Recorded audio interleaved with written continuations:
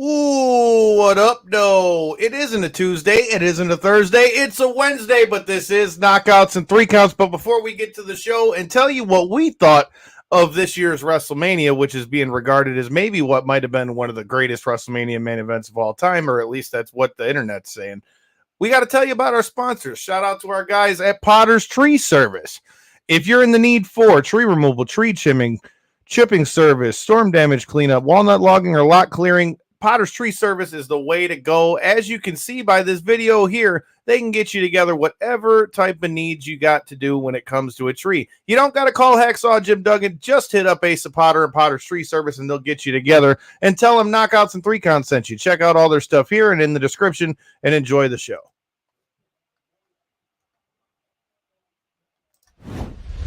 This is the Ring of Honor, a.k.a. Shane T, boy, the baddest champion you ever seen, boy. This is Mr. Anderson. This is good old JR Jim Ross, and you are listening. You're listening to Knockouts and Three Counts. Cover!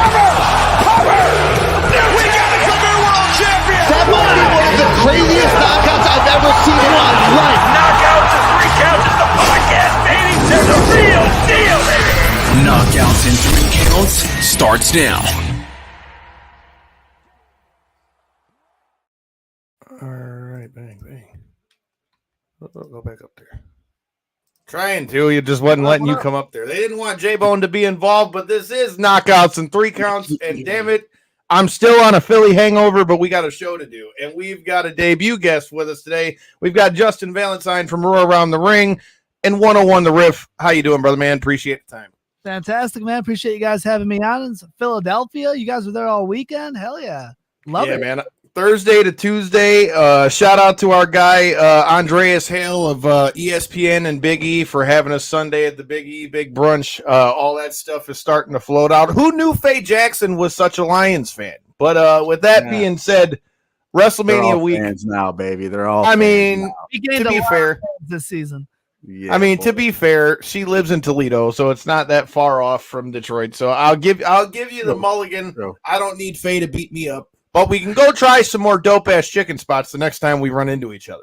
But with that being said, we've got a lot to talk about. WrestleMania 40, which is being considered by a lot of people to maybe be one of the greatest main events, or at least people are saying it could have been of all time with what we saw with Roman Reigns versus Cody Rhodes in the Bloodline Rules match and everybody that we saw come out there.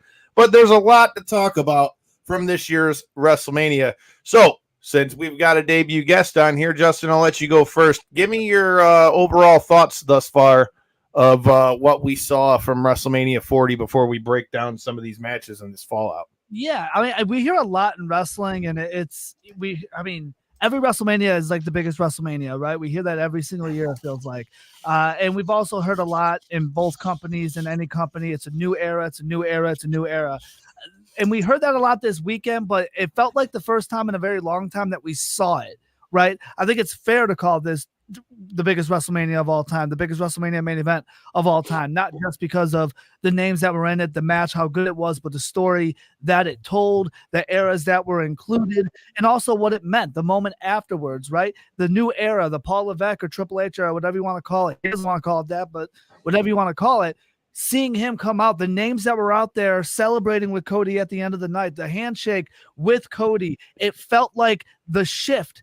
Roman's run, of course, ending in itself. It felt like a shift into a new era. And I think it was a big deal for the company, a company that for the longest time felt so afraid to move on from the Vince McMahon era. Yeah, I said his name.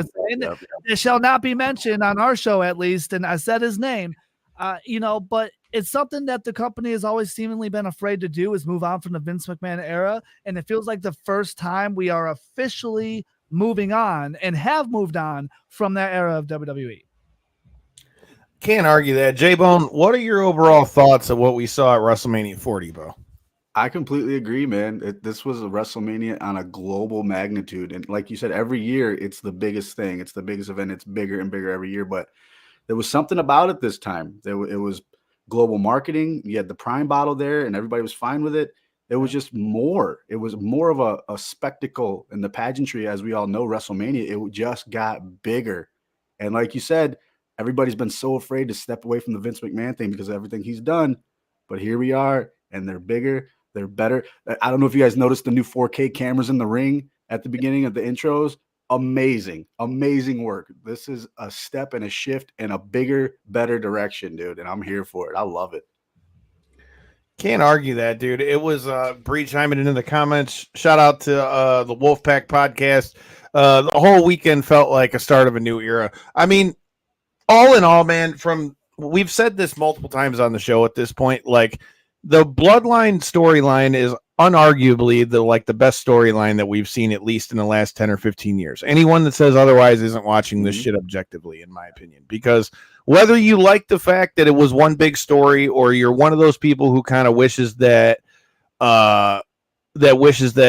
it would have gotten ended quicker, maybe because Roman doesn't defend the title as much as some of the other champions, you can't deny that as far as compelling TV and something that you want to watch, that WrestleMania 40 didn't deliver that. Before I get into my thoughts with WrestleMania, I mean, I don't know that I would consider it the greatest main event of all time, but at the same time, it's got to be up there, because I got to be honest with you, I didn't know who they were going to bring out to help Cody. That was, I think, the biggest mystery of that match, because I said this going on the show going into it, that I felt like once they announced that if Cody lost night one, that they were gonna have the bloodline rules, and obviously you knew it was going to have to be bloodline rules. But then the question became, who do we see on both sides? Who do we see from the bloodline? Do we see other members of the bloodline that we maybe haven't seen before in WWE, or those outside of WWE may have seen them, but they're new faces to WWE? And then you have the flip side of it, who is Cody going to get to have his back? There's a lot to get into there. There's a lot to talk about there. But Justin, since you're new to the show, I will give you the floors first.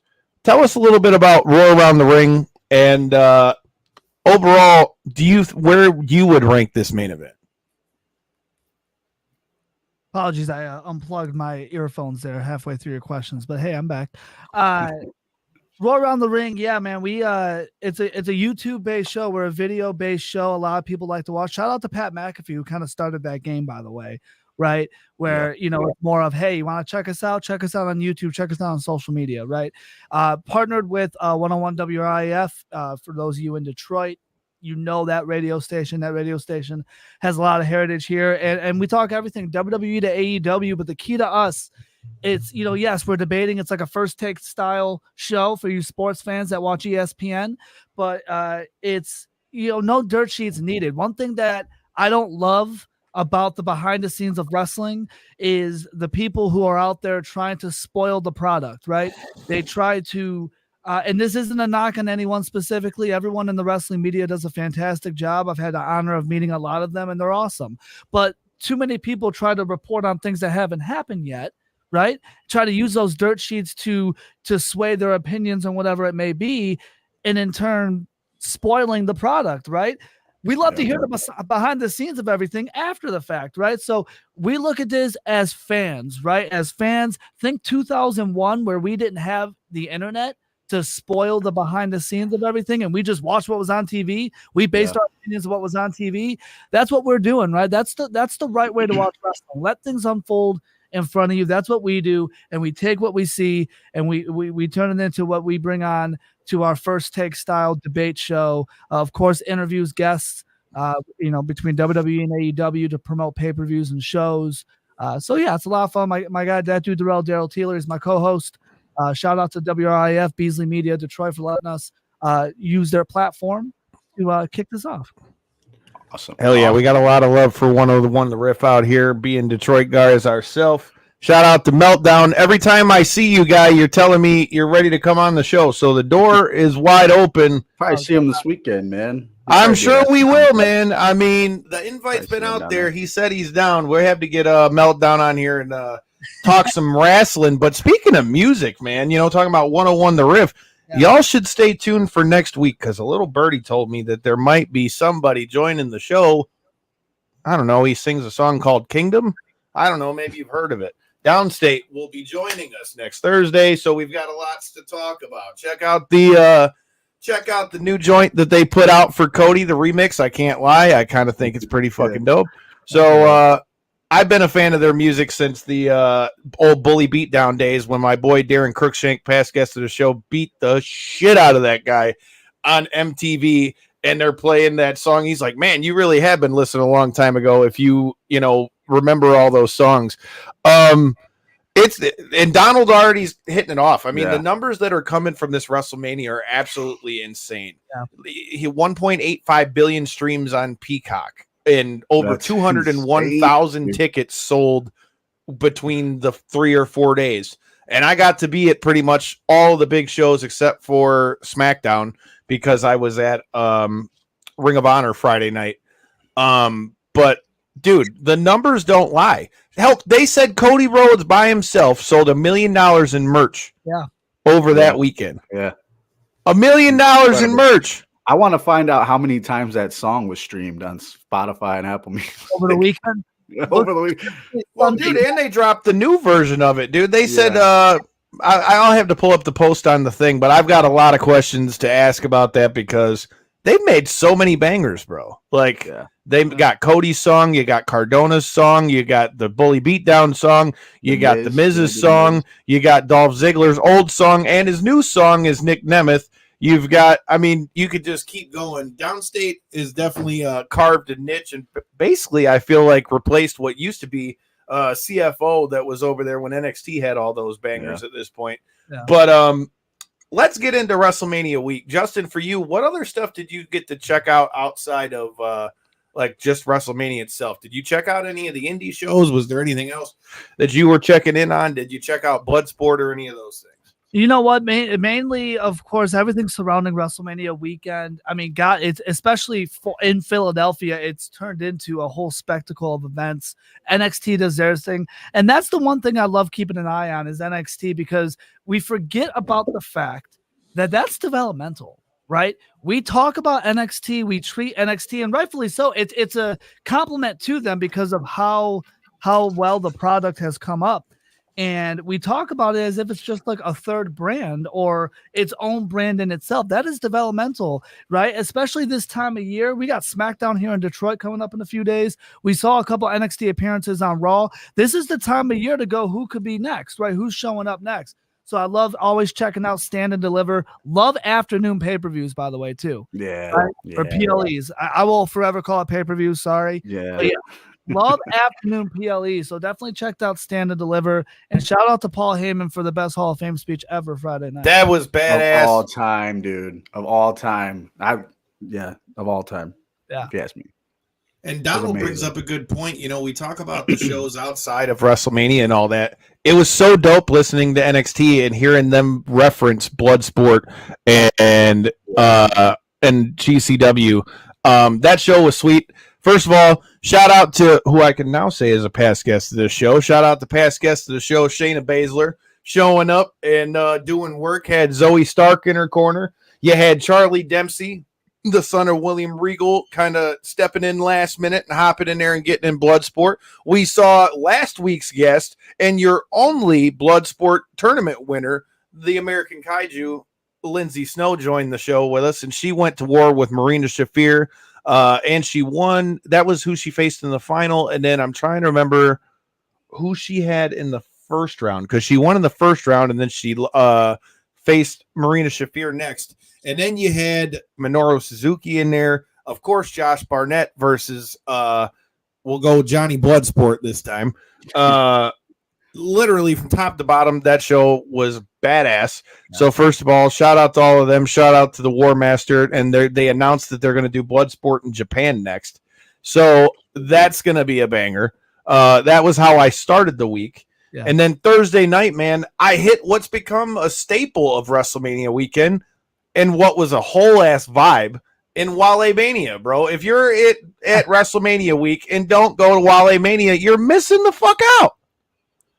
You're missing the fuck out. There's no other way to put it. Like, it was a blast. Shout out to Andreas Hale, Emilio Sparks, Wale, past guest of the show, Top Dollar. Literally everybody up there killing it. You had Samantha Irvin playing the fucking flute.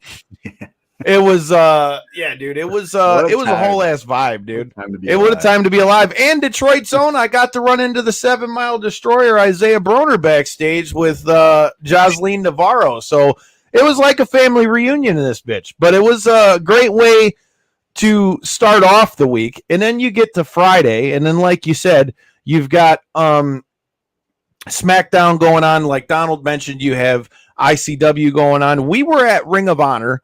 I was a little bit bummed that there wasn't as many fans as I felt like should have been there for the Ring of Honor show, but it was still a great show. Them giving Mark Briscoe "Give Me Back My Bullets" and him winning the ROH World Title, that was a whole ass vibe. That was sweet. Shout out to TK Trinidad and Wrestling with Honey from Women's Wrestling Talk. They were sitting next to us. It was bro, there was so much going on around there that it was just insane. Like, I was probably up till like 5 o'clock in the morning every day that I was there. We were getting it in, but man, my ass is getting old. I'm only 31, but Jesus Christ, I was on fumes. Just getting started, dude. You got this. A weekend like that test you. I don't mean to rewind too much, but shout out to Triple H for even letting Shayna Baszler until we started that.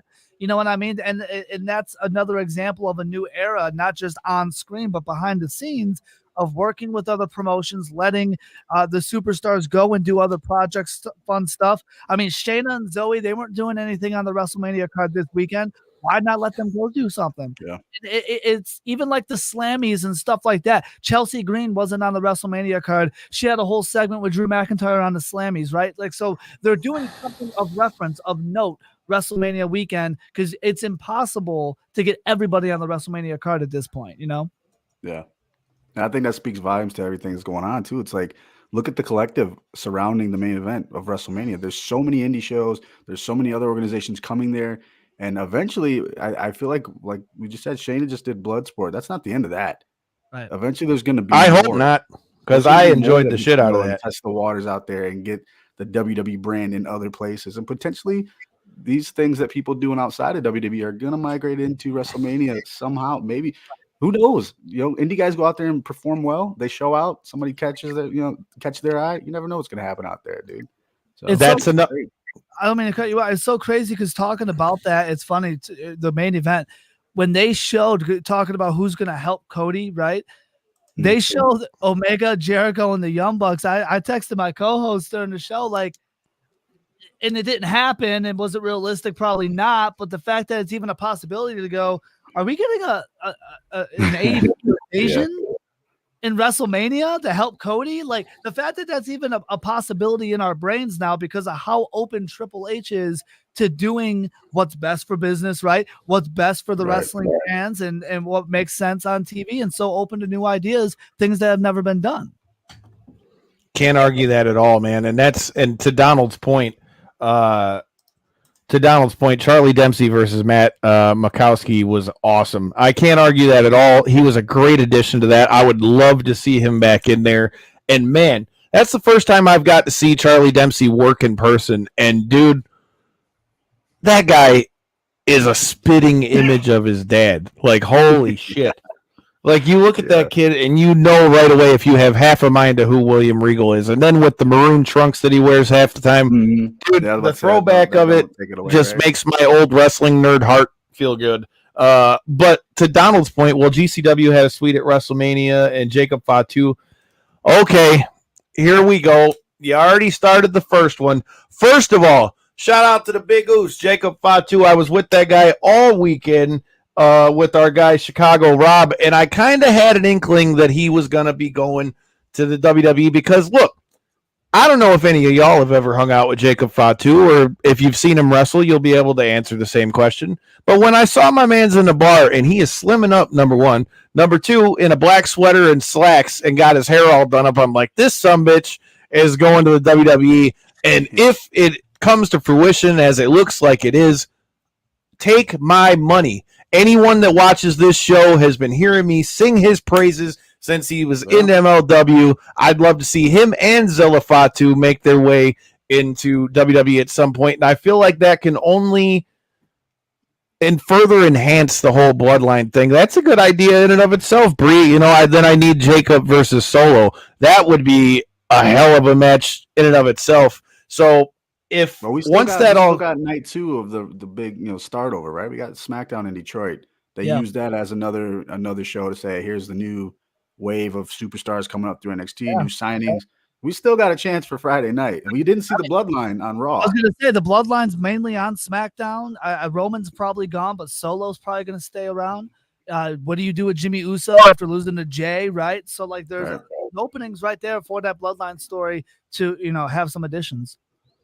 Yeah. Okay, so and then here's the other thing for me too, like you said, you still have the other day of action coming here in Detroit. Ring the bell. Oh, yeah, that's right. If you want to ring the bell, we've got a T-shirt for that. Get that shit on Millions or hit me up in the DMs. I got plenty of them to drop off to you, J-Bone. I'll bring you yours this weekend when we're at Astronomicon. So if you're going to be at Astronomicon, come say what's up to your boys. Last year, we chopped it up with RVD. This year, I'm trying to make that happen again, as well as maybe a certain bro that we all know. All the more reason you got to hit that subscribe button so you don't miss any of the action. Shout out to Chicago Rob. Okay. With all that being said, that kind of covers what we saw going into the weekend with Bloodsport. We've talked a little bit about Ring of Honor. I loved what we saw for Mark Briscoe and some of the women's matches that we had on there. And I mean, dude, Kyle Fletcher defending the television title was a fucking banger, even though the brain buster on the top turnbuckle just gives me cringes every time I see somebody do it. I'm like, oh shit, he broke his neck. Yeah. Oh shit, he broke his neck. That's a rough one. Sami Zayn man. Off on Gunther of all people. Yeah, rough. That's right. Come on. Yeah. Yeah, you're not wrong, dude. Well, let's start with since you mentioned NXT Stand and Deliver. Again, ring the bell. I was there for that too. But dude, that show was another banger. Yeah. I still am getting used to the whole 12 o'clock start time thing with it being WrestleMania weekend. In some ways, I wonder at times if that kind of hinders it in a way, because most people are used to watching the pay-per-views, at night versus like maybe if they ran Stand and Deliver maybe on like the Friday before or something of that ilk. But with that being said, man, like that was another banger show. I feel like Trick and Mello definitely did the damn thing. Obviously, from what we saw on NXT last night, they're not quite done yet. So we're going to have to see how that plays out. But I think it's inevitable that you're going to see it's going to be inevitable that you see Carmelo Hayes going back up to the main roster. We know we've already seen him on SmackDown and things of that nature. And I feel like it's only a matter of time before we see him go back. But I feel like we're really going to get something out of this cage match. And then, Ilya Dragunov defending the NXT championship.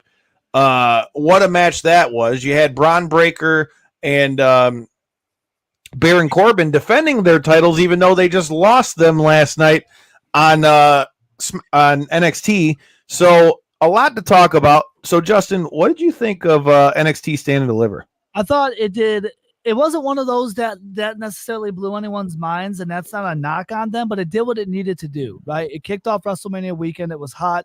You mentioned Carmelo Hayes and Trick Williams. The thing with that is they delivered the way they needed to, in a sense that they're both stars, right?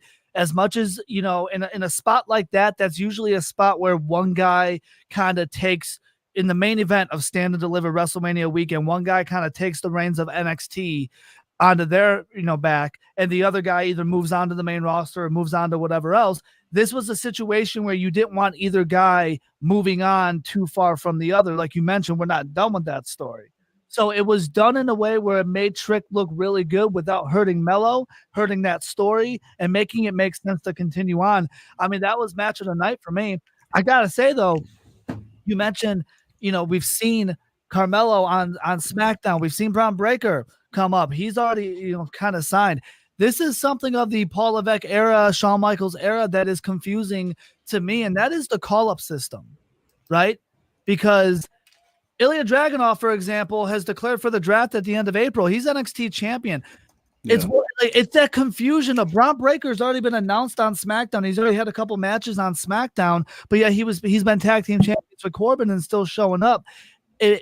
again, it goes back to that. It's that blurred lines of confusion. Is NXT just a third brand, or is NXT your developmental where they are being called up to the main roster?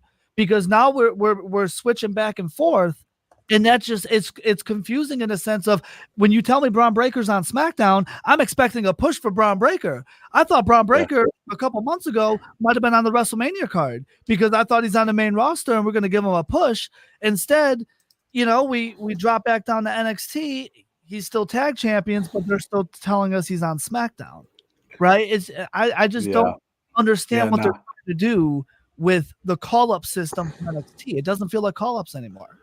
See, well, okay, to your point with that, when it comes to NXT, at this point, I would say before Triple H and Shawn Michaels kind of took it back over, I think you could have still used the developmental tag. Not that it's not still a developmental, but I mean, dude, NXT is hot again. They had 15,000 people in that arena, right? And that crowd was hot as shit. So, I mean, people were invested to what's going on. I think the story between Trick and Mello was dope. And, to your point with talking about the superstars going back and forth between SmackDown and Raw and all this stuff, I don't mind that at all. And here's why. Because I think the influx and infusion of the main roster talents has been a great thing in that. Look what it did for Baron Corbin. Baron Corbin wasn't doing shit on the main roster. He comes down here with Braun Breaker, is doing some of the best stuff that he's done in his career. Number one, you talk about somebody like we saw last night, Natalya finally being put in a title picture somewhere because Natalya, make a joke of the name, the boat, or whatever you want. Natalya is one of the best they've ever had, and I feel like has never really gotten the just due that maybe she should have. And then you've got, I mean, literally Becky Lynch come down there and win the NXT title. And I think having so many of these talents from NXT show up on the main roster like that, in my opinion, only makes it to where it makes NXT more legitimate, I feel like. Because to that ilk, I was at Raw. Again, ring the bell. Shout out Kofi Kingston. But with that being said, Ilya Dragunov was on Raw, and he won on Raw. So I'm just saying, I don't personally have a problem with them kind of going back and forth because, like I said, there were definitely times where you could say NXT might have been the developmental brand, and that's just it. Right now, I would say that it's almost arguable that they're legitimately a third brand. Philly B, what up, though? I agree with you. NXT has been hitting on all cylinders on that one. And I feel like the good thing with what they're doing with Mello and Trick is even if Mello goes up, which is probably going to be what happens when this thing kind of ends itself, at the same time, Trick is going to be the next it guy down there in NXT for however long he stays there. And you already hear him all yelling and screaming, whoop that Trick every time he comes out.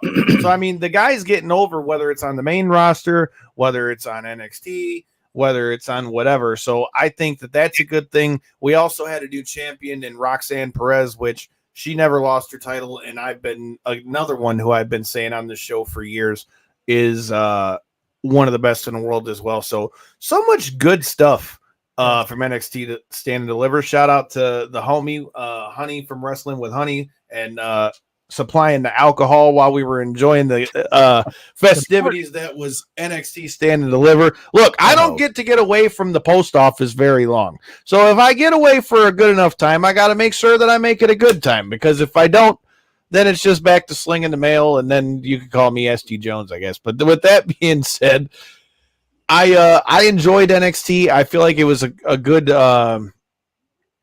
I don't want to say a thing to cleanse the palate because that's not the right thing, but it's a good thing to get your taste buds going for what we got into as far as WrestleMania. Let's talk about WrestleMania Night 1. Justin, for you, talk to me a little bit about what are your thoughts on what we've seen since The Rock's comeback? What do you think about what's going on in between them and the Bloodline? What do you think about what we saw at WrestleMania? Because, leading up to it on our show, we talked a lot about how it almost seemed as though they were trying to plant the cracks in between the Bloodline, between The Rock and Roman Reigns leading into WrestleMania. But then by the time we got to WrestleMania, they seem to be cohesive. It's all about the family. Even when The Rock came out on Raw, he says he's coming back for Cody Rhodes. Yeah. What do you think? What do you think of WrestleMania Night 1? What did you think of the Return of the Rock, and what do you think out of what we've seen from the Great One so far?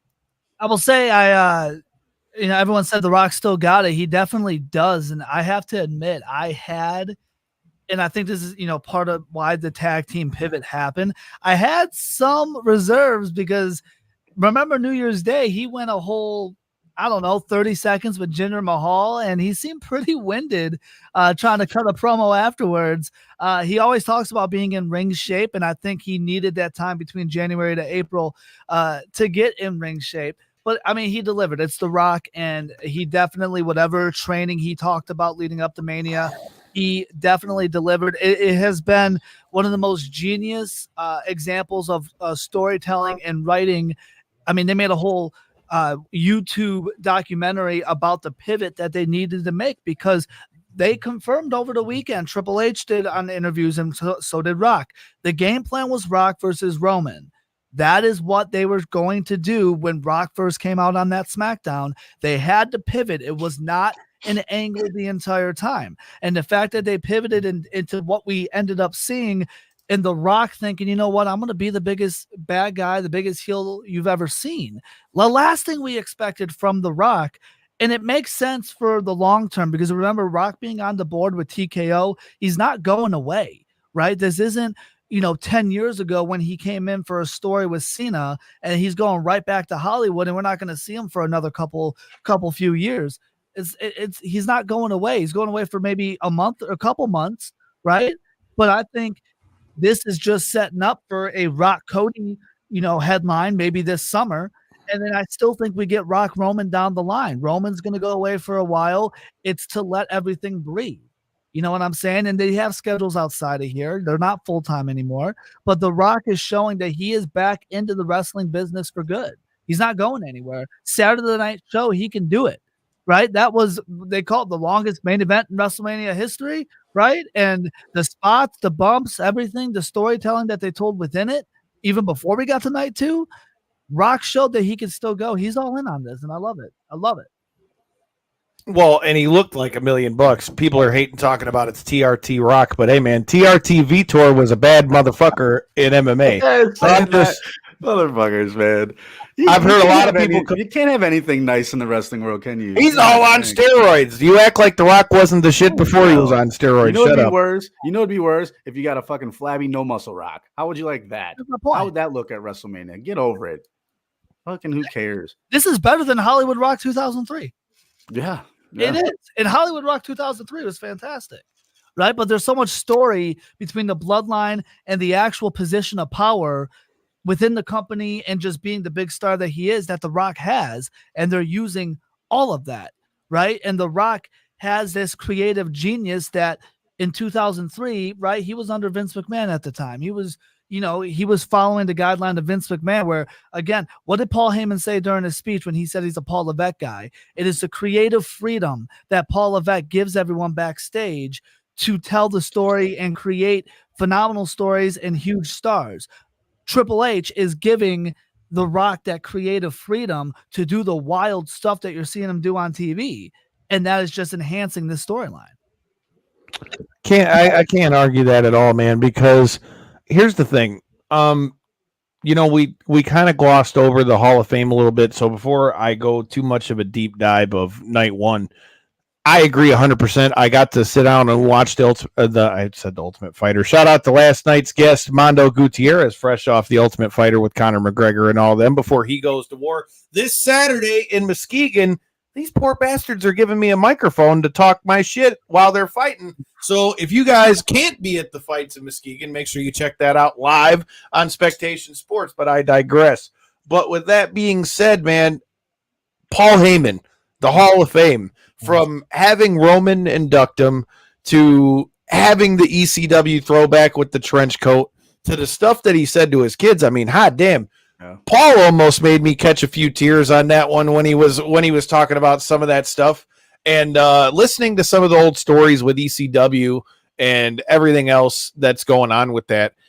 I'm usually one that likes to say, let's wait and see, before you really jump and drink the Kool-Aid and all those things. But dude, Triple H and Shawn Michaels, since Triple H has taken over creative, quote unquote, for WWE and become like the head honcho, it's just better in general. I feel like we've seen a lot more good stuff. We've seen a lot more cohesion in the stories. I think all in all, you couldn't have really asked for a whole lot more for that. But man, like I said, the speech for Heyman was dope. Bull Nakano still looks great. It was sweet to see Medusa introduce her. You got to tell me, what'd you think of the Thunderbolt Patterson induction? I mean, look, that was something. It was strange to have Paul Heyman open, right? A lot of people, weren't expecting that. And then I'll put it this way, as we got to Thunderbolt, I'm like, that's why they were okay with it, right? It isn't necessarily that Thunderbolt deserves it, to be after Paul per se, but it was just one of those things where Paul Heyman opening surprised a lot of people, but to know Thunderbolt was coming, that was worth sticking around for, right? It's kind of like in a normal wrestling show where you have the main event kick off the show. You're like, why do I stay for the rest? That was worth sticking around for, and that's why they were okay with Paul Heyman. Thunderbolt's why they were okay with Paul Heyman opening the show. What'd you think of Thunderbolt's joint, J-Bone? No, I agree, man. Like when I seen Paul opening the show, I was like, wait, what did I miss? Actually, that's what first thing I missed, because I didn't see the opener. I just seen him coming out. He was hugging everybody. I'm like, wow, shit, am I fucking behind here? What's going on? But no, he's right. You stick around for stuff like that. If wrestling means what it does to people like us, then you stick around for things like that. I've seen a lot of people on the internet like, why would they do that? Put Paul first. Everybody was gone by then. But the people who appreciate it stick around for stuff like that. And it means stuff to us. So good shit. They planned that out. They knew what they were doing as far as that. So good stuff all around.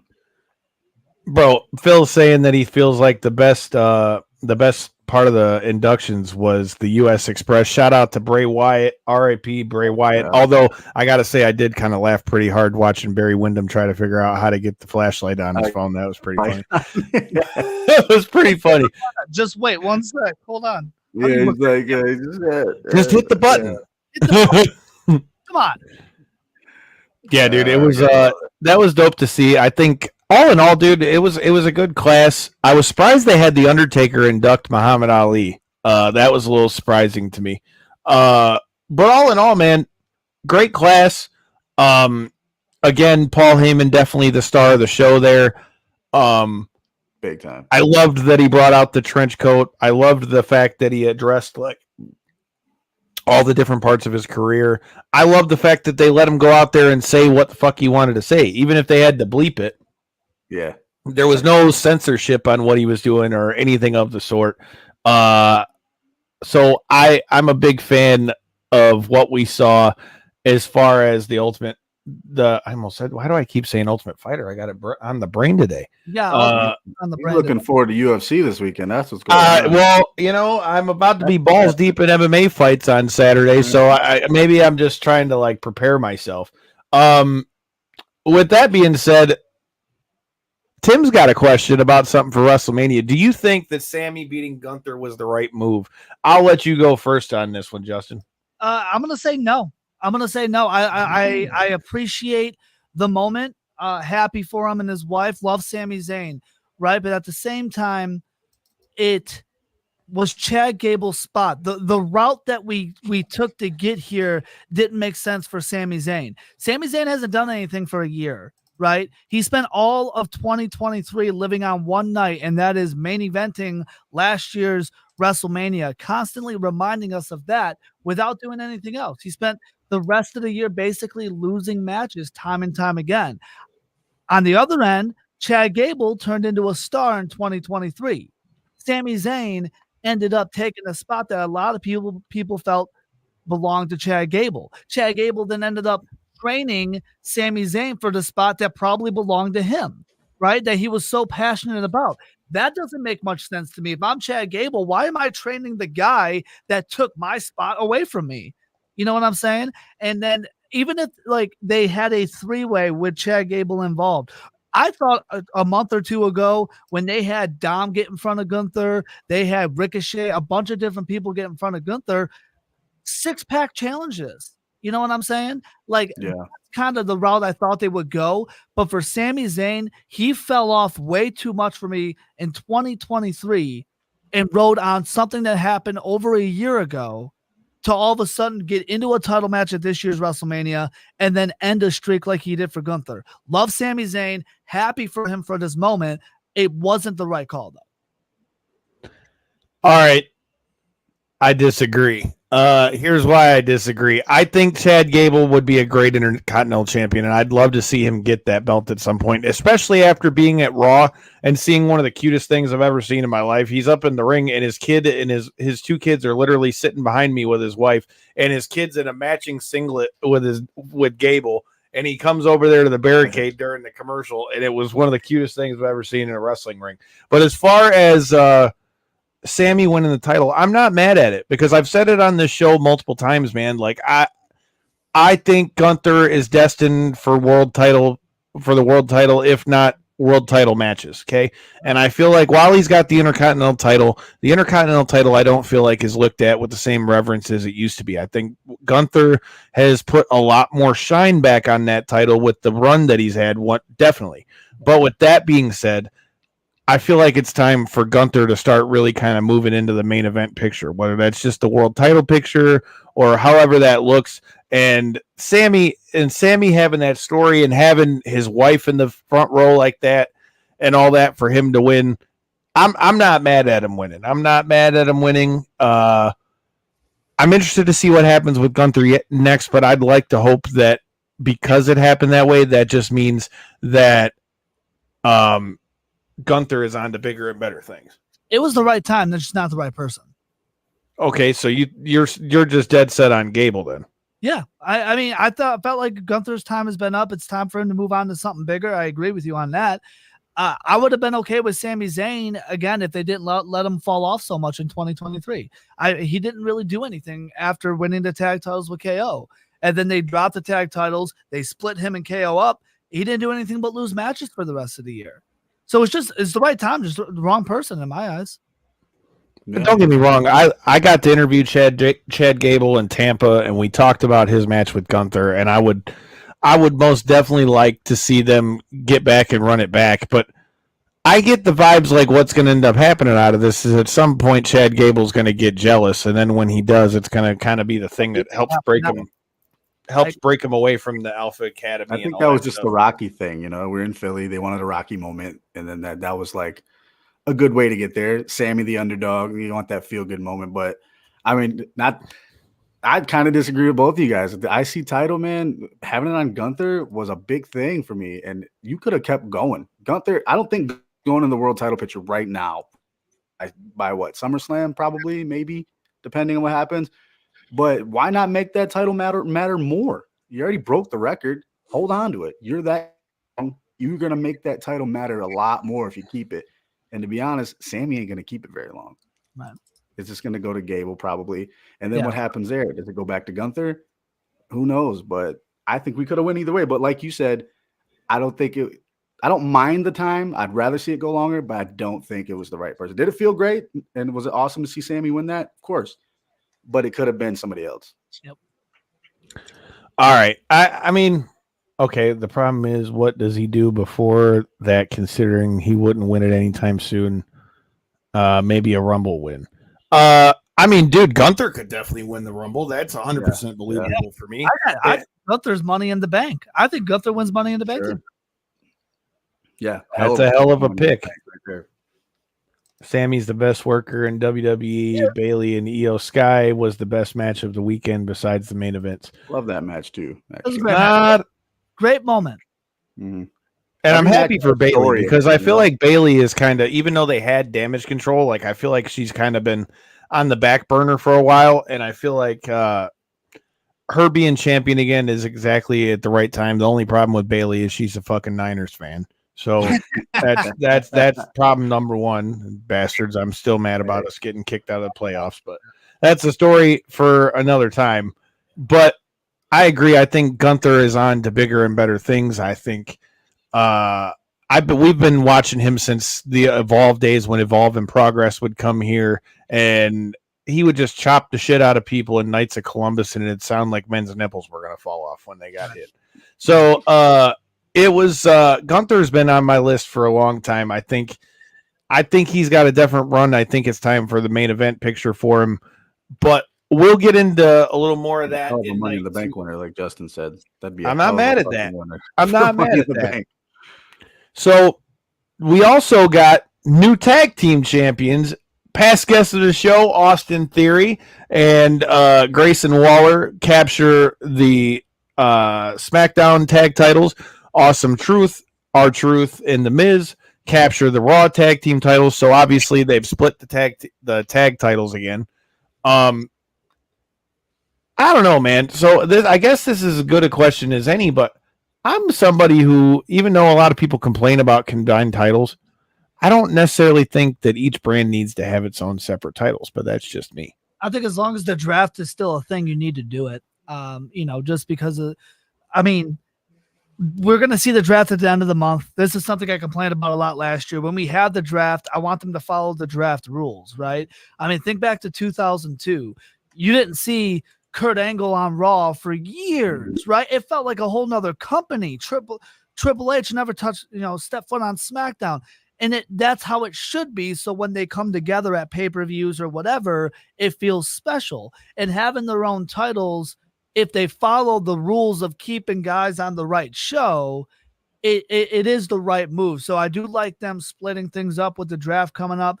We have their own tag titles. We have our own mid-card titles, world titles, women's titles. It makes sense.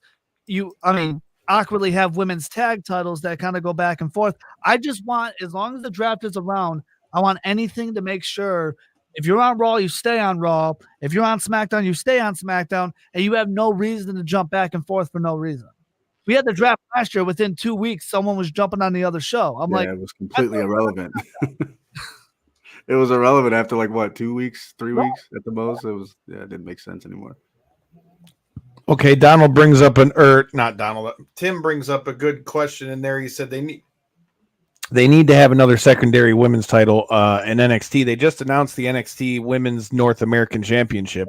So you're getting your wish in that one, the same as Ring of Honor and AEW have created the Women's Television Championship and things of that ilk. Also on night one, we also had the debut of Jade Cargill alongside Bianca Belair and Naomi versus Asuka, Kairi Sane, and Dakota Kai. Now, I was really stoked to see the debut of Jade. I think she's got money and a star written all over. Yeah. I was surprised that match didn't go a little longer, though. Did it seem a little short to you guys watching it from TV? A little bit. It seems like they're protecting Jade a little bit. Even look at her squash match of Chelsea Green on Raw. She looks like a star. They're going to make her a star. She is a star. But it does seem like they're protecting her a little bit as much as Jade, and this is not a knock on her. But seeing her in AEW where they gave her more time, she has a lot to learn. She's very green. She's never done this before. She's been very open about that. And, she debuted in the Royal Rumble, wasn't in there very long, right? But they kept her till the end to show how important she is. You pair her with girls like Bianca and Naomi to show how important she is. She's getting there, but it's just a protection. And I feel like even though it was a tag match, if that match went longer without Jade being involved, it would have been more obvious that they're protecting her. So the quicker match allowed her to get her stuff in and get out without looking like we're babying Jade Cargill too much. Can't argue that, dude. I think Jade's $1 million. Obviously, she was protected in AEW as well. And that's kind of something I've been saying the whole time when you've heard a lot of people say, oh, when are they going to have Jade get in the ring? When's Jade going to get in the ring, bro? WWE knew what they were doing. They wanted to make sure she was 100% ready so that when they produced her like the star, like you just said she is, there won't be the holes, at least as many holes for people to poke their fingers through as there could have been. As soon as she messes up, the internet world's going to go crazy. You know how that goes. So no, they got it right now. They know what they're doing. They don't want to rush that, and you don't want to make her look bad. She is a star in the making. She's a star now. She's the future of WWE in the women's division. So why not have her on the biggest weekend of the year in some magnitude. You have to have her there. You can't wait a whole nother year. Look at their women's division. They don't need to rush her, right? They have so much Right. going on in that women's division between both shows, so many stars that they can hold it down without Jade having to come in and take over the division. Yep. All right. On night one, we also got to see Jay versus Jimmy Uso. And I got to be honest, man, this was one of the matches that I really was looking forward to seeing. I thought this would be one that could have stolen the show. And by no means am I saying it was a bad match at all. I don't know, man. Sitting there, I just thought that we'd see a little more out of that. So for both of you guys, what did you think of Jay versus Jimmy Uso? I'll take the reins here. I'll be the first. I thought it was a horrible match. Match was mid. I thought it sucked. I expected and that just because it was me, I expected so much more, and I'm not saying everybody should expect that, but that was tied into the bloodline. You know what I mean? Like, you wanted the full story and you didn't get anything there as far as I'm concerned. Their highlight of the night was night 2, and is when they fell off stage. You know what I mean? Like, oh yeah. Yeah, for me, no, I wish it was better. It didn't work. It didn't look good for me. I saw a comment flash that said it finished too quick. It did, right? Like, there was a lot more story to be told in this match, and it wasn't. And not to put it on one person, and it's going to sound like I am, but I think too much time went by between when this turn first happened, which was right here in Detroit at SummerSlam, to WrestleMania. This is a match that should have happened at Survivor Series while that story was still hot. Because what happened was Jey Uso moved to Raw, and Jey Uso turned into a star, which he's in the world title picture now, right? Jimmy Uso has done nothing, right? Jimmy Uso's story makes no sense. The whole part of the Usos breakup was because neither of them wanted to be in the bloodline. What did Jimmy do without explanation? He went back to the bloodline, right? So now so much time went by where this, outside of them being brothers, outside of the bloodline story, this shouldn't have been a WrestleMania match. When you just look at how big of a star Jay is and how not big of a star Jimmy isn't, right?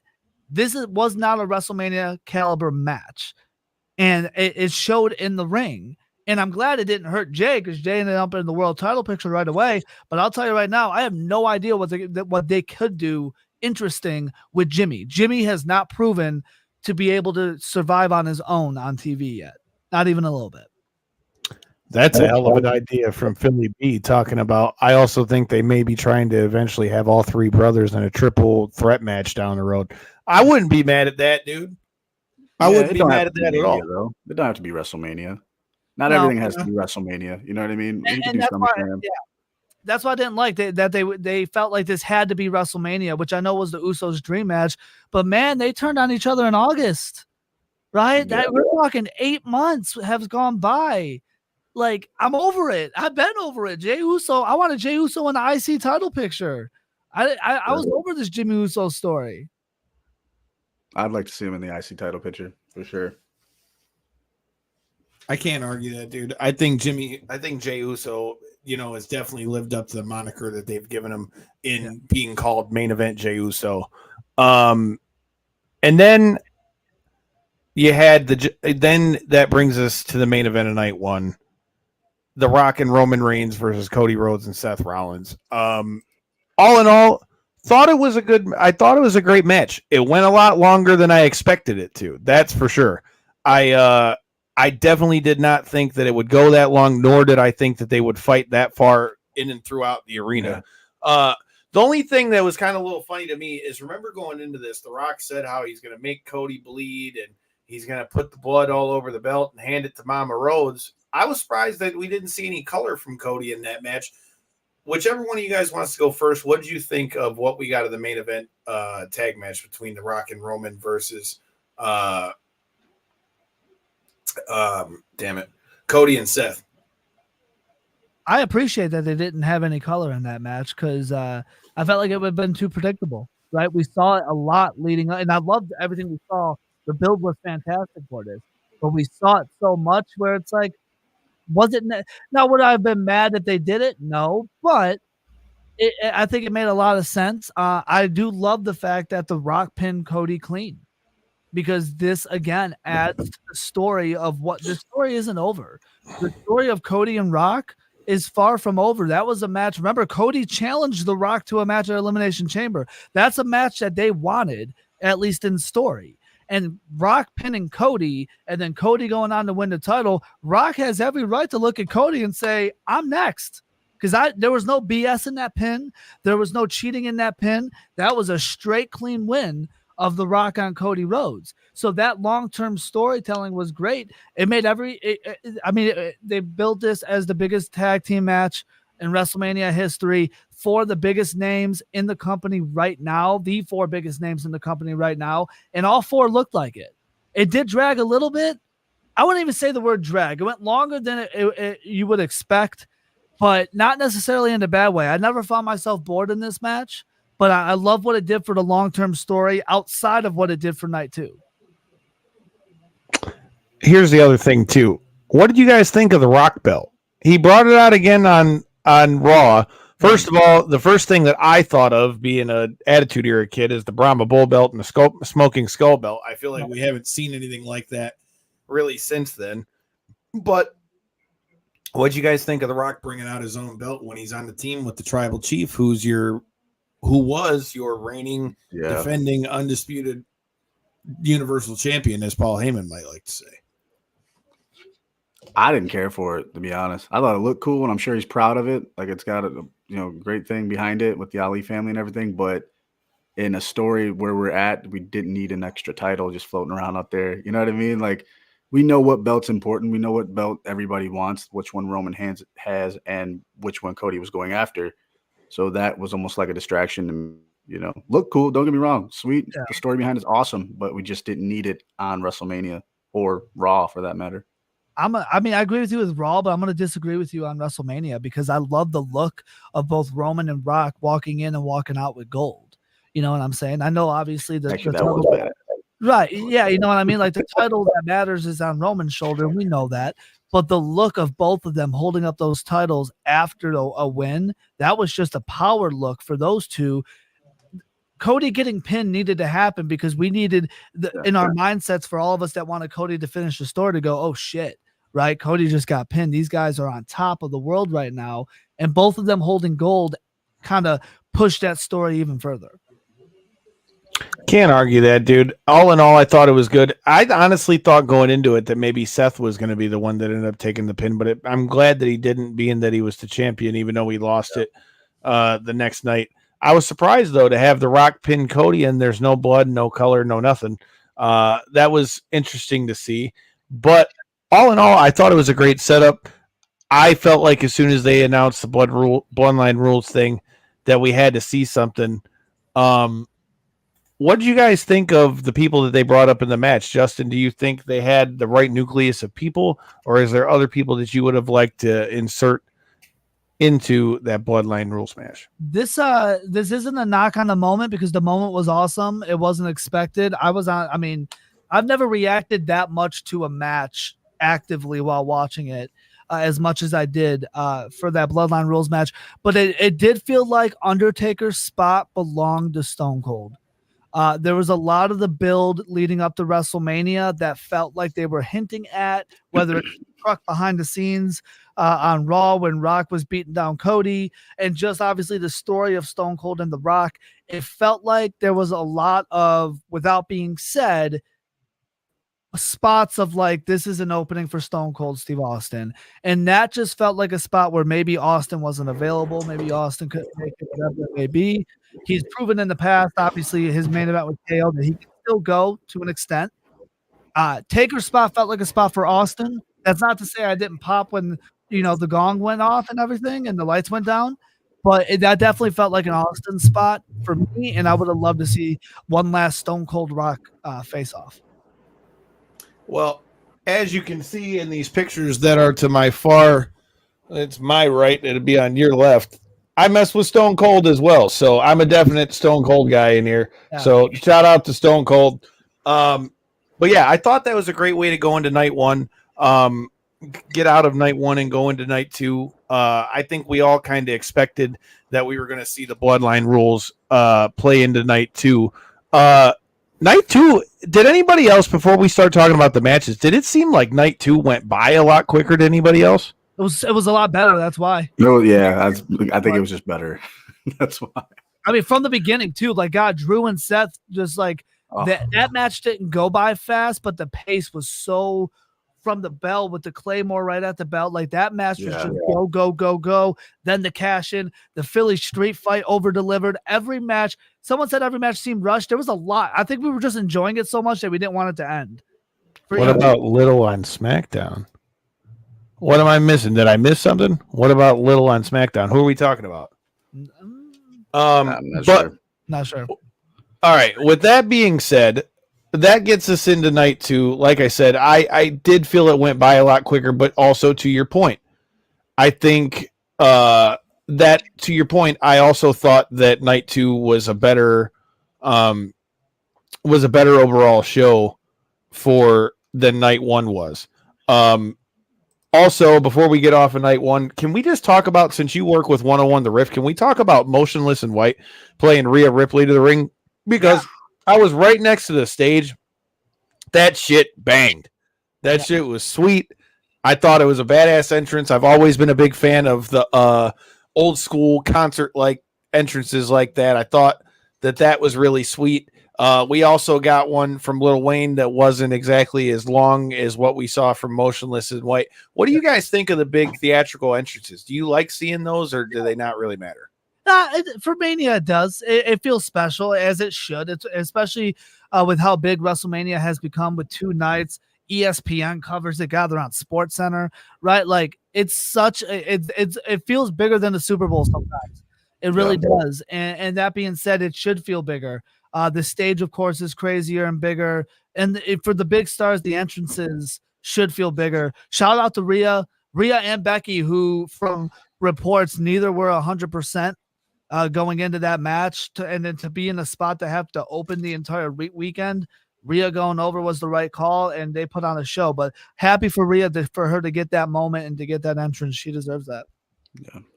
I agree with you. Donald says he kind of wishes that Downstate would have played Cody to the ring. I think that would have been dope. That would have been cool. Donald, I know you or that's Tim saying that. Good God, the names are flashing across the comments and I can't read that fast. Maybe I need better glasses. Tim, no, Downstate would have been dope for that to happen, but I don't know if you missed it in the beginning. Downstate will be joining us next week, hopefully. So we'll have to talk to Zach and see if there was any thought process into doing that. You know, but speaking of those entrances on night 2, did anyone peep a certain somebody who was in Roman's entrance?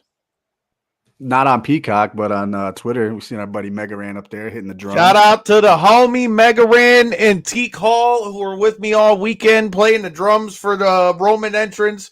They got a call. So we're at WrestleCon. We had a table there. I was trying to peddle off some of these Ring the Bell shirts. Make sure you get you one if you haven't already done so. But with that being said, we're all getting ready to set up the table. It's the last day of WrestleCon. Rand and Teak just get lost and not answering the phone. Nobody can hear from them. Nobody knows where they're at, blah, blah, blah. And then I'm looking in the WhatsApp and I realize, oh shit, they're backstage. Okay, maybe he's going to go see Xavier Woods, who's one of his homies. As anybody that knows anything about Megaran, he's the one who did Woods' King of the Ring theme. He was also in the New Day battle rap with the Usos. He's done songs for AEW and all the like. But I started seeing these pictures, and he's like, stay tuned to the stage. And then I look, oh shit, the homies are up there playing drums for Roman's entrance, which I can't lie, I'm really fucking jealous because I would have loved to been involved with that as well. But with that being said, that was a cool thing to see as well. But as far as night 2 goes, I agree with you in that I think the reason why we seen a much better show, I feel like, was because, like you said, the matches had more. It just felt like they had more stakes, especially when you talk about the main event. You talk about what Cody had going on, especially with him not only losing in night 1, but being the one to take the pin to The Rock, and really needing to get that redemption almost one more time, after what we saw on night 1. But all in all, dude, I think it was great. I really loved the back and forth that we saw after the match, and they brought out Pritchard and his mom and just all these people that were influential. I'm not gonna lie, it got me up in the feels a little bit. I'm not gonna hold you up. It was pretty good, but I'll be honest with you, bro. I would almost go as far to say that Bailey versus EO might have been one of like the sleeper matches, but was one of the better matches that was on that show. Yeah. The moment was great. I think that had the least activity in the match, right? Like, I mean, the least fireworks. You start with Drew and Seth, and that match was just fire from the beginning. Then the cash in, the Philly street fight, the spots and that. You know what I mean? Of course, Bubba being involved and Snoop Dogg on commentary. That was so dope. Shout out to Bubba Dudley. Hell yeah, right? Yeah. I mean, and then so that has a lot of activity going on in that match. I mean, there was a lot in each match. The triple threat. You know what I mean? Like that had a lot going on for the U.S. title. So the Bailey EO match, that was like the only straight, like clean one-on-one match of night 2. Every other match had a stipulation or multi-person match, which automatically will give you a more eventful feel of a match. Bailey EO was the only one-on-one clean match. So I can understand why people look at that as the sleeper of night 2. But the moment paid that off because Bailey, becoming champion is a huge deal. Huge deal.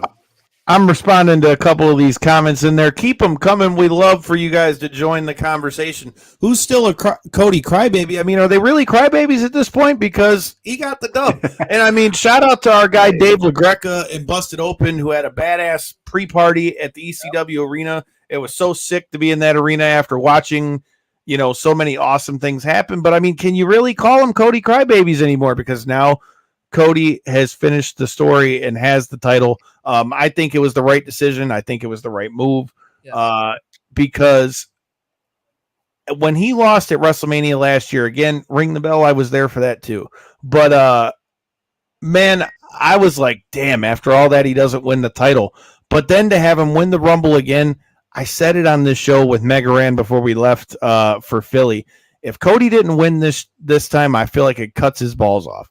There's no other way to say it. If he wins 2 straight Royal Rumbles, gets his match back from The Rock, and still loses, I don't know how you keep Cody that big of a star. So I definitely think that was the right move. I will say WWE got lucky. 100% got lucky. They got lucky that this Rock thing turned out the way it did to make this year's WrestleMania as big as it did, because Cody losing last year was the wrong call. No one could have, and I get what happened at this year's WrestleMania, right? No one could have predicted, nor was the game plan, because again, the plan was Rock versus Roman. Remember that. No one could have predicted how this year's WrestleMania was going to play out.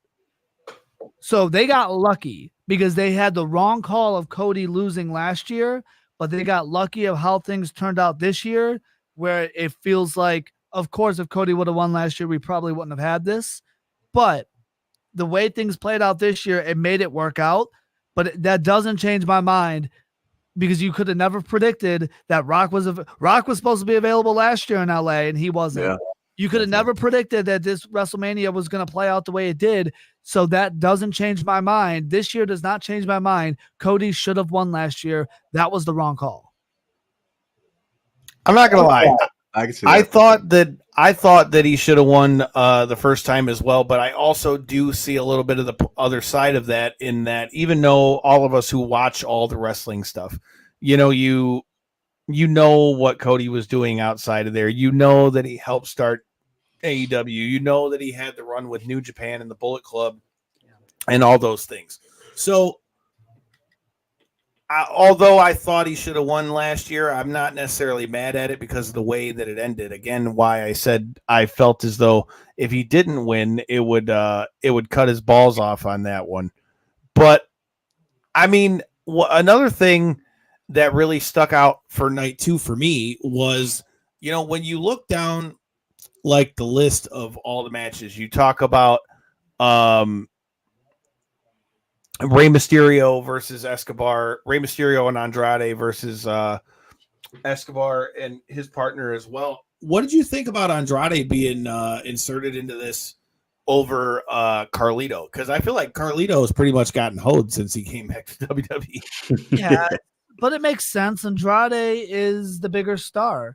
You know, he's a big name that they brought back at Royal Rumble coming over from AEW.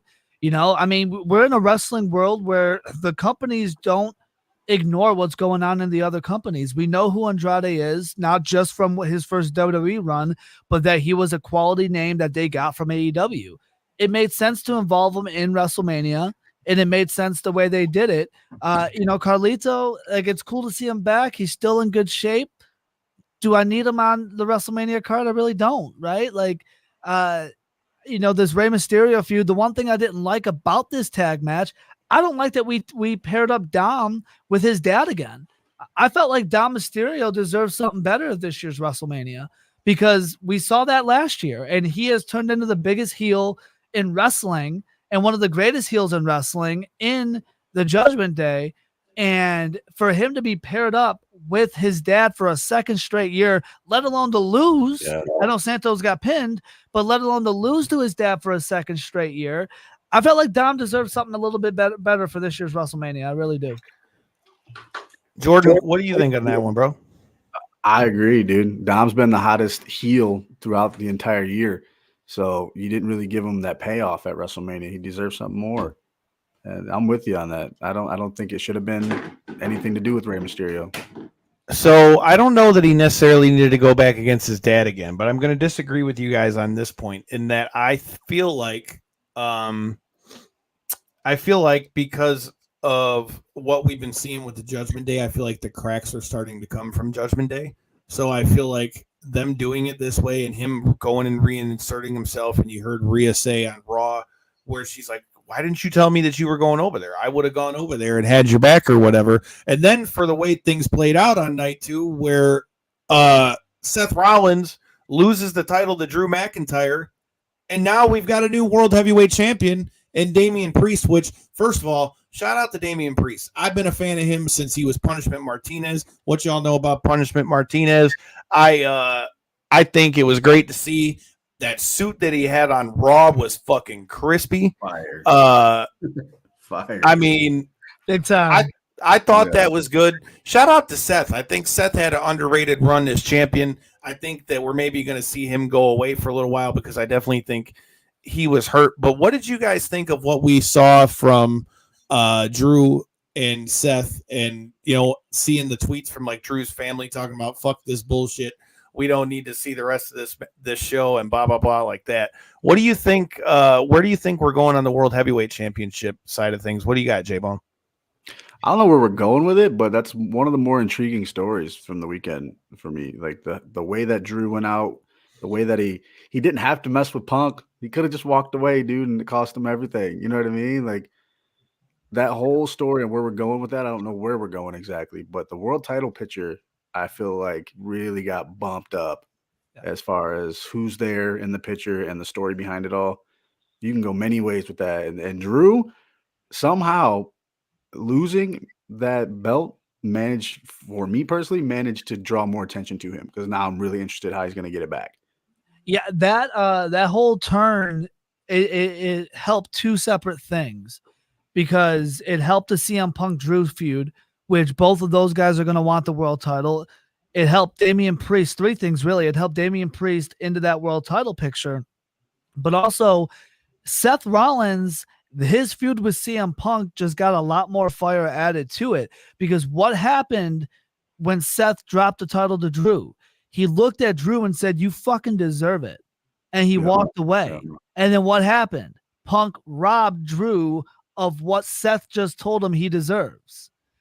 You know damn well when Seth's back on TV, which it doesn't sound like it's going to be much time before he is back on TV, you know damn well Seth's going to get right in Punk's face and say, "You got to make it all about you, don't you?" Right?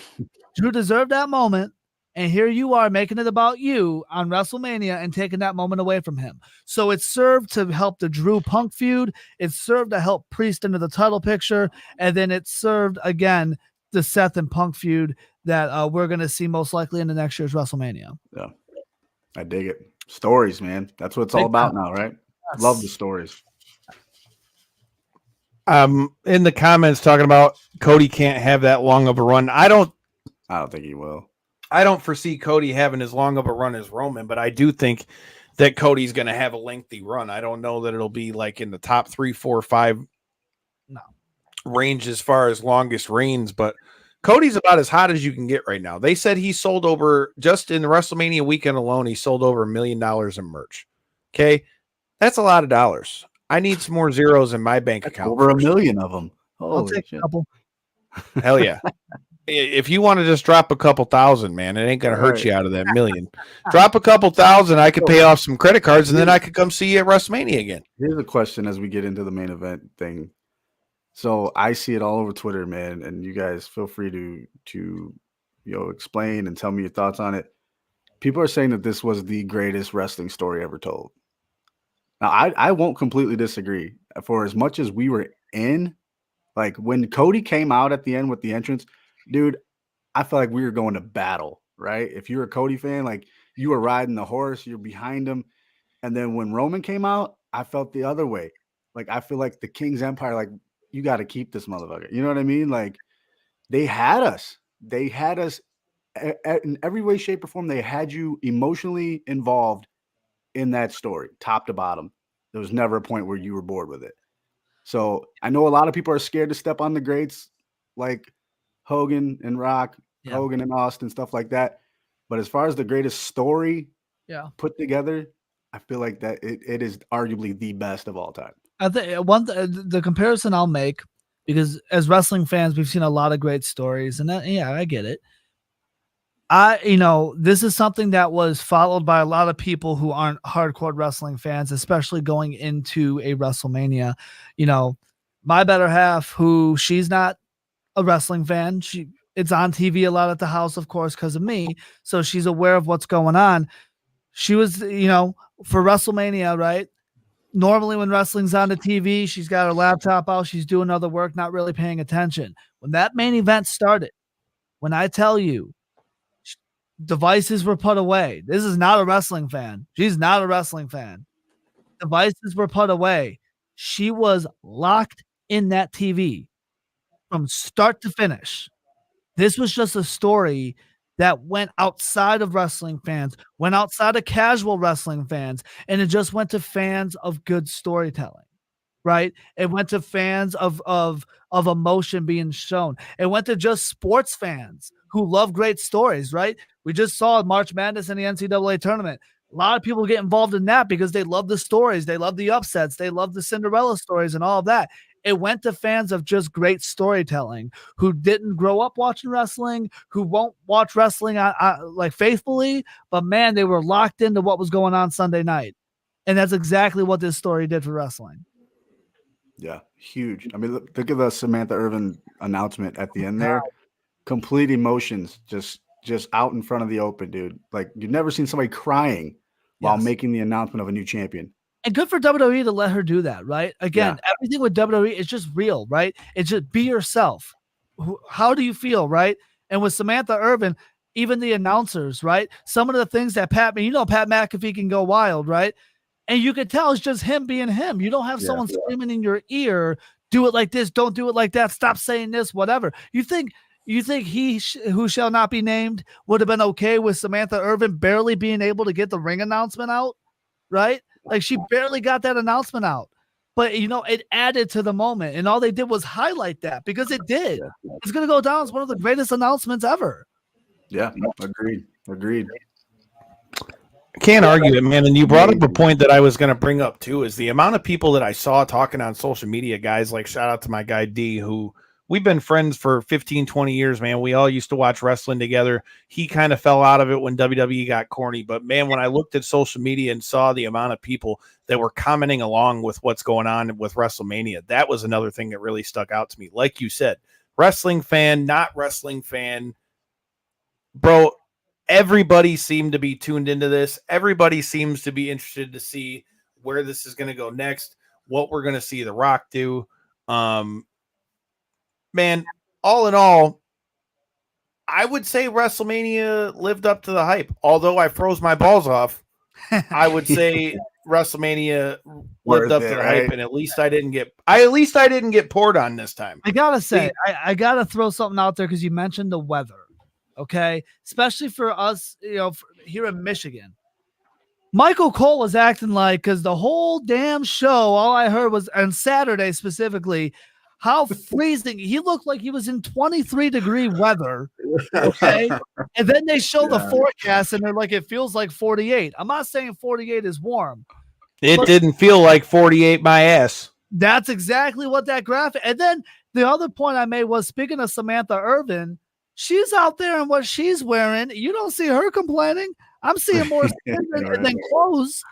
And then you have Michael Cole, who's in a freaking winter hat, and just it was so funny because he would just casually, while calling matches, just casually add in there in so many words, by the way, I'm freezing my ass off out here, and then go back to calling the match. I'm like, all right, dude. They throw the little Doppler radar fucking weather system thing on the right of the screen. It's 52 degrees. You guys are acting like you're in 10 degrees. I think at one point Pat McAfee was calling him, what was he calling him, Doppler Cole or something like that? I can't hold you, dude. I kind of was a little worried about this WrestleMania being at the link because I was there in New York when they did it at MetLife, and dude, I got poured on for hours. Yeah, it was hours. Philly's tough, and they didn't announce a location officially for next year, correct? No, I keep hearing Minnesota, but I've also heard Vegas, and if I get to pick between the two, let's go to Vegas. Let's go to Vegas. Minnesota, most likely the Vikings Stadium. Is that outdoor or is that retractable? No, they got a dome. They do. Okay, thank God. I know they had the dome, remember, and then it fell through with that. They had a dome, but their new stadium, I think, has a retractable one. Because remember, when the dome busted, those games got played here in Detroit. I only know because I froze my balls off waiting in line trying to get the tickets for the Giants versus the Vikings game that got played here. And let me tell you, I was fucking freezing by the time we got those tickets. But before we talk about what we saw unearthed today on AEW, I also have to give a shout out to our other sponsor of the show, and you can check them out on May 3rd. That is Mitten Muay Thai. As you can see, past guests of the show, Reese Kelly knocking people the fuck out. Mitten Muay Thai, May 3rd, Clinton Township, the Imperial House. See all 8 pressure points getting hit. You got your elbows, you got your knees, you got your feet, you got your kicks, all that stuff. Mitten Muay Thai will keep you covered. Check out the links there. Make sure you tell them Knockouts and 3 Counts sent you, and you'll get a good deal on some tickets. Last question, please. Who can challenge Cody at Clash at the Castle? Oh, guys. Clash at the Castle. Remember? Gunther. That wouldn't be a bad one, except he's on Raw. You know what I do? I don't think Cody is champion going into Clash at the Castle. I don't. You think he's going to lose it quick? I think Cody is going to defend that title at WrestleMania next year, but he is going to lose it and win it back between now and then. I think Gunther wins Money in the Bank. I think you have the Cody Rock main event at SummerSlam. And I think either after that main event at SummerSlam or maybe the night after on Raw, I think Gunther cashes in on Cody. You give Gunther a solid 4 or 5 month run with that title, and Cody can win it back right before Mania next year and still be able to defend it at WrestleMania 41. That's how I go with that. I'd be cool. J-Bone, what do you think? I'd be cool with that. I don't mind it. I mean, there's nothing wrong with, we've already had the big long reign of champion. There's nothing wrong with capturing it a few times. Get those into your quarter. I'm cool with getting a couple times champion, but he's got to have at least a decent run after all this. It can't just be. You would think so. You would think. When's Clash at the Castle? What month is that in? That's September. Is that right after Clash? Okay, so let me look it up. I'm not sure. I believe it is, and I mean, I want to get out of the mindset of long title reigns between Roman, even Seth, Gunther. Our expectations of a title reign are way too high, and I think we need to get away from that. I think it's okay for a Cody, for a Priest, for any of the champions. 4, 5, 6 month title reign is still a solid title reign, and then we can move on to somebody else depending on the story. You know what I mean? I just feel like it's ruined contenders within the title picture, because if you're telling me Cody won it in April, he needs to for sure have it for a year. Well, that takes away any title defense that he has within the next few months, because in that mindset, there's no reason why he should lose. Why not? Right? It's storyline. Not everyone's going to have a Roman run. Everybody, like Gunther had a huge run. Seth had a huge run. Rhea is over a year now. I want to get away from that, right? It keeps the story, not that the stories aren't interesting, but it keeps the title picture interesting. It keeps a lot more people relevant too, right? Even if it is only a 3-4 month title reign. So I'd be okay with Cody dropping it in August or September and then winning it back before next year's Mania. I don't need another year-long title reign. I just don't. What do you think on that one, J-Bone? I'm cool with that. No, and like I said, it's all about how we get there, right? I mean, SummerSlam's a big deal. Clash at the Castle's a big deal now. Money in the Bank's a big deal. So I wouldn't mind him losing it. And let's say it's Cody and Rock at SummerSlam. Let's just say that's the case or something like that. I'd be okay with them losing at the Rock. And then we build from there. Maybe Survivor Series, something happens. I don't know. I don't want to see him win a Royal Rumble again. But maybe he wins it back at Survivor Series so Rock can go away. And then maybe, the winner could be Gunther at the Royal Rumble. Like, it's all about how we get there. But I don't mind it. I don't mind it at all. Because I do think one thing, like you said, I think the long title reigns, it's over for now. We just had the big ones. We had the I don't think it needs to be as long as Roman's. I don't think it needs to be as long as Roman's. Record-breaking things for now. Like, let's enjoy it and have fun now. Nothing needs to hit a year. No. See, I like when we have a champion that doesn't change as much. Now, does it need to be as long as how long Roman had it? No, but I like when somebody has a solidified run, especially in a case like this with Cody, who is a guy who was originally in WWE, goes to AEW, raises his stock up to here before he comes back to WWE, comes back, has one of the greatest stories of the last 10, 15 years, and then finally gets the title. I hope he has the title for a little while, but let's not forget, his father, the great Dusty Rhodes, was always, kind of that underdog champion as well. So with that being said, I mean, I can also see your point as far as that goes. But either way, I don't know, man. It was crazy. The last match we got to talk about, we talked about it a little bit. You talked about the main event with Cody and Roman, but man, it was just the moments for me in that match. Like seeing The Undertaker come out, seeing Cena come out. I thought Stone Cold was coming, but to see everything happen like it did, man, cold or not, we were losing our shit in Philly. Yeah, I bet, dude. I believe it. Wait, wasn't there, when did the documentary come out for the match or for the story? Was that today it's supposed to come out? Today. Is it today? Okay. I got to catch that. I do, guys. I definitely got to watch that too. I've been playing catch up. Like I said, I watched the Hall of Fame and I watched, I've been catching up on everything. I don't know about you guys. I mean, Justin, have you ever been to any WrestleManias yet? I have. Yeah. WrestleMania 23 was here at Ford Field. Yep. I was at that one too. So I don't know about you, but even going to all these WrestleManias, I love to watch them back because I love to hear the commentary post of it. Cause it's like a whole different element that you don't get to hear in the arena. I mean, I still wouldn't trade it for being there, but I always like to go back and watch them in post. I'm going to disagree with you. I'm going to say, this is me. Don't get me wrong. I was at SummerSlam last year. I'll be at SmackDown Friday night. I prefer to watch wrestling. First round's on you. I hear you. I got you. Listen. You heard it here first. Them Jack and Lemonades. Shout out to Derek. Derek got me hooked on Jack and Lemonades right now. Ooh, shoot. Okay. So listen.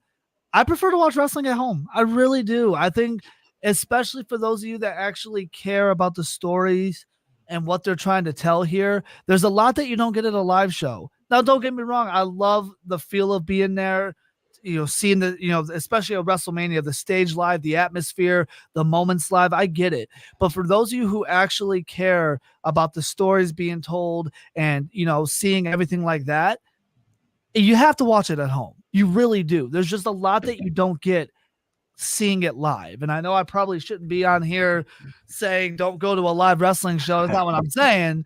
But for myself, I do. I prefer watching it at home. There's just a lot to the show that you don't. I went back and watched SummerSlam back after, going to it live last summer. And I went back and there was just little parts of it that you just didn't catch or didn't appreciate.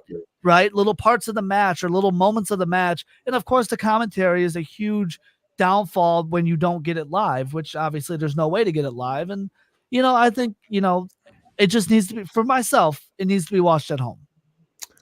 I'm with it, man. I can see that, yeah. Before we get out of here, we can't not talk about it because it just happened. Thoughts on the Young Bucks and Tony releasing this footage with CM Punk? Can we talk about this for a minute? Justin, I'll let you go first. What are your thoughts on AEW airing this footage? To me, it's like, leave it the fuck alone. You're beating a dead horse, but what say you? I have great respect for AEW. Us at Roar Around the Ring have a great relationship with AEW. We will be previewing Dynasty next week. So I love AEW as well. So I'm not saying that as like, oh, I hate AEW, but I just feel like they need to leave it alone. I just want to say before I say what I'm about to, and I appreciate everyone behind the scenes that work with us, with Roar Around the Ring to kind of make that happen. We do appreciate you so much. This was, and I saw the clip. I'm following social media, seeing what this was the most amateur bullshit I've seen in wrestling in so long. And here's the thing. This did nothing for them. This did the opposite for them. You have CM Punk chants. The footage itself is exactly what Punk said. It's exactly what Punk said happened. It's not like Punk said one thing and you showed proof that Punk's a liar. He's not. He said exactly what he said. You had people support CM Punk. You know what I'm saying? Here's the thing. You do this a week after Adam Copeland kicked off Dynamite last week with a great speech about the company. And I love that Copeland did that. Support the company, back up the company that you work for. Everything that Copeland said was true. The issue isn't AEW. And the issue with what Adam Copeland said is he didn't address what the issue was. If you're going to address it, let's address. CM Punk did not say AEW is the issue. The issue is Tony Khan. AEW is fantastic. They have great stars. It is great to have an alternative to watch. It is great to have more wrestling on TV weekly and pay-per-views and live events for like you guys and myself to cover. It's fantastic for the wrestling industry to have competition. It makes the whole wrestling world more exciting because now there's two legitimate companies for big stars like Adam Copeland and Christian Cage to go to. And then we get those cool moments when someone jumps ship. It's amazing. The issue isn't AEW. The issue is Tony Khan. And if he continues to be in the position he's in to do the amateur bullshit, because all he is a wrestling fan with a lot of money. That's who he is. He's not a booker. He's not a boss. He's not any form of management. He's a wrestling fan with a lot of money. And it painfully shows with the storytelling sometimes. It painfully shows with the press conferences. It painfully shows with the bullshit that goes on in AEW. And it's all on him. And he lets the inmates run the asylum, and it never works out. And this is an example of it. And it did. I'm watching. They're getting bashed on social media. I don't see anybody saying, God, screw CM Punk, right? Nope. You got CM Punk chants at your AEW show now. Is that what you wanted to gain from this? The dude is a fucking star in WWE. You wanted CM Punk chants at your show? Because that's what you got? Not to mention, like you said, he's telling the truth. He told the truth, and you showed the world the truth. So my thing is like, do you not have like somebody to your right saying, hey, this is probably what we're going to get out of this? Like, where is the people? I don't know, like who's the guys in the back? Where's Daniel Bryan? Where's Mark Henry? Where are these guys, the veterans of the sport? Where's Paul White saying, hey, that might not be a good idea. You know what I mean? Like, does he even run these things by them? That could be the issue. Like you said, he's a wrestling fan with tons of money. It's his big play world, man. Yeah. And we've seen it. It's amateur hour again. Great wrestling over there. Great stuff. When it comes to business, it's amateur at best. And they just proved it again. You shot yourself in the foot because nobody's bad talking CM Punk. If anything, I bet he will kind of smugly address it next time he's on TV.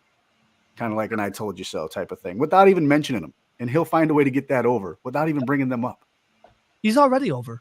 Punk's already over. That's the difference between the two. Punk's going to find a secretly sly way to told you so Yeah. type of thing, You without already even bringing AEW up. Already mission accomplished. Yeah, there it is. You shot yourself in the foot again.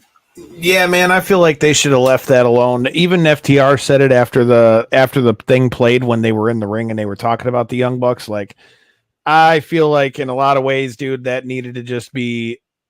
They needed to just leave that shit alone. Let it die. Let it die on its horse. I wish AEW nothing but the. I wish them nothing but the best, man. I want them to survive. I think the more companies that we have, the better wrestling as a whole is. So I hope that they prosper. And again, shout out to AEW. They brought us into Ring of Honor. I've interviewed a lot of them because of the Starcast and all those things as well. So again, this is coming from somebody who likes AEW. Mind you, I've been to most of the All Outs because they're all in Chicago. I was there last year. Like, I want to see AEW do well. I just think in this situation, like you said, there's people that they have to vet things through in WWE. I think if you had more of that in AEW in the situation, somebody would have said, hey, maybe we should leave this alone because we're going to give the competition even more eyes than they already do. Because like you said, CM Punk has definitely come back and gotten over as well. I mean, here's the thing, man. Like, not to, again, try to sound like I'm talking up a Vince McMahon, but a guy like Vince, a guy like Triple H, these are guys that lived in the business, right? Like before they were in the positions they're in. It's a different animal. It is a different animal to be in the business, let alone be a boss in the business. Tony Khan, again, fan with a lot of money, and that's where it stops, right? He needs to defer to wrestling minds when it comes to booking, when it comes to business decisions. He needs to sit back. He needs to let someone else write the show. He needs to let someone else make those decisions, and he just signs the checks to make those decisions happen. That's how AEW succeeds, because the route that they're on now, a ton of talent. Will Ospreay, that's a top 3 wrestler in the world right now. That's my favorite guy to watch in the ring. Right? And I mean, Samoa Joe, there's names upon names upon names. Timeless Tony Storm is a phenomenal character, right? Tony Khan is the one that's going to kill AEW. Not fans, not wrestlers, not WWE, Tony Khan. And he needs to get out of his own way. Someone needs to get, if those guys over there want AEW to survive, they need to get into his ear and get him out of that position sooner rather than later. He's going to kill that fucking company. Have to agree. You're not saying anything that we haven't already said, man. I feel like we've covered all the bases in this one. We're going into a hell of a weekend. Like I said, Astronomicon, we will be there. Shout out to another guy who used to be with 101 The Riff. Our guy, JC, James Campbell, will be down there with us as well. I'm looking forward to seeing what goes down this weekend. But, man, the one thing I think we can all agree on is that WrestleMania season definitely is one of the best seasons in the world if you are a pro wrestling fan. And yes, to answer your question, I do think Charlotte Flair can come back and get the title. I don't know if she'll be the one to take it from Rhea. Yeah. But again, I've said this on the show before. You can be mad all you want about how many title reigns Charlotte has. The reason why Charlotte has so many title reigns is she's almost unarguably probably one of the greatest female wrestler in the world right now. I agree, and I'm not mad at Charlotte for the title reigns that she has. It's the wrestling world in general. I need, and WWE has more than enough to do this, I need some non-title women's feuds, right? That doesn't happen enough, right? And we have enough stars. There's no reason why Charlotte and Bianca can't just have a blood feud like an LA Knight AJ Styles did going into Mania without a title involved. We have enough stars in the women's division to do that. And I think that's what makes me upset with Charlotte constantly being in the title picture. Let's just tell a story that's not about a title. Those are cool too. I feel that. Can't argue it. Well, like I said, man, that wraps it up for this one. Justin, before we get out of here, let them know where they can find Roar Around the Ring, check you out on all the socials and stuff like that. And I'm just throwing it out here. I want to come on the show one of these days. Hey, yeah, you know what? We do that. You're coming to the studio. That's what the fuck I'm talking about. Let's go. Studio talking, baby. Yes, sir. So, yes, Roar Around the Ring, 101 WRIF's YouTube page. New episodes every Wednesday, which means we just dropped one earlier today. WRIF.com also has it as well. Follow me, Justin Valentine, at JV Around the Ring on social media, TikTok, Instagram, X, Facebook, all that fun stuff. Appreciate you guys for having me on. Hey, man, I appreciate it. I know we kept you a little long, but we had a lot of wrestling to talk about. We do, and I want to mention one more thing for anybody that is going down to SmackDown Friday night. Myself, that dude, Darrell Taylor, we will be there, and we're going to play some random wrestling trivia with those of you on your way in. We're going to hook some people up with upgrades to the floor. That's what I'm talking about. I want in on this fucking trivia. I still got to get a ticket, so damn it. I need to win this trivia. And with that being said, make sure you guys get a shirt. I still got plenty of shirts for you guys to sell. Get you a shirt. Ring the bell, Justin. I'll have to get you one when we get down to SmackDown. I am definitely looking forward to seeing what goes down this Friday. I also might be making an appearance tomorrow at Combat 1. I heard the original Bro is going to be coming through. No problem, man. Make sure you continue to check us out. If you guys are new here, make sure you hit that subscribe button. You can also find us on all the podcast platforms. Make sure you leave 5-star reviews, all that good stuff. Make sure you check out our interview from last week. We got to sit down with wrestling legend Greg Gagne and talk about him training Tiffany Stratton and all the stuff that went down in the AWA and training Ric Flair and his thoughts on Vince McMahon, the new Remco toy line, and all kinds of stuff. And like I said, we've got heat coming for you guys next week. You guys need to be here. You know, if any of you guys are MMA combat sports fans, you heard us talk about the fights at Motor City Casino. We've got Christian Rodriguez coming through, a guy who was clocking the scale at 500 pounds and still getting in there and fighting in the MMA cage. He's stepping back into the cage at Motor City Casino on April 19th at the Soundboard. So we're going to get to talking about a lot of things, both in the combat sports world, the pro wrestling world. And again, shout out to my guy Mega Rand and everybody that was out with us in Philly. And if you're going to be at Astronomicon, don't be scared. Come say what's up. We'll definitely come kick it this weekend. Hopefully, I'll be bringing you back some cool content, so that's all the more reason. You got to hit the subscribe button one more time for the road. Shout out to our sponsors, Potter's Tree Service. Get you a tree cut down. Don't call Hacksaw Jim Duggan. Call Asa Potter at Potter's Tree Service. And Mitten Muay Thai. Who doesn't like to see somebody get knocked the fuck out? I know I do. And I'm going to be on commentary. And they got me on commentary this time with a comedian too. Holy shit. I don't know what's going to come out of my mouth. All the more reason you need to check that out. You need to check the wrestling out. Good nights, good fights. Until next time, in any in-between time, hit that subscribe button. Peace.